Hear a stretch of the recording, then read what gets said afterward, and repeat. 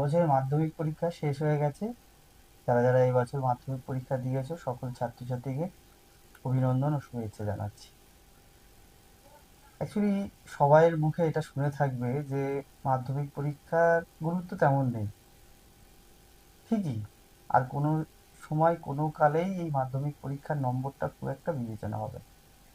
যেটা কাজে দেখবে সেটা হচ্ছে বেশি নম্বর পেলে পরবর্তীতে যতদিন পড়াশোনা করবে সেই পড়াশোনার জন্য একটা নিজের মধ্যে যে আত্মবিশ্বাস বা কনফিডেন্স সেটা সবসময় বজায় থাকবে। এটা এরপরে উচ্চ মাধ্যমিক আছে, তারপর গ্র্যাজুয়েশন বা অন্য অন্য যে স্ট্রিমে যেতে চায় সেইভাবেই সে পড়াশোনা করবে।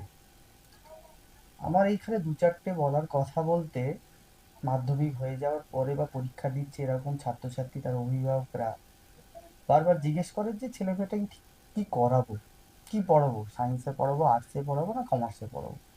প্রাথমিক ডিসিশন তো এইটাই জানতে চায়। এখন তারাই জানতে চায় যারা ঠিক মিডিয়ামে পড়ে। মিডিয়ামে বলতে একটু ক্লিয়ার করে বললে ভালো হয়, সেটা হচ্ছে যারা খুব ভালো রেজাল্ট করে, ভালো পড়াশোনা করে, তারা মোটামুটি ধরে নেয় যে বিজ্ঞান বিভাগেই পড়াশোনা করবে, তাই বিজ্ঞানের জন্য পড়াশোনা তারা শিওর থাকে। আর খুব নিচু যারা কম নম্বর পাবে, একটু কমা সেই অর্থে ছেলে মেয়ে বলি, তারা ভেবেই থাকে যে আর্টস বা অথবা কমার্স নিয়ে পড়াশোনা করব।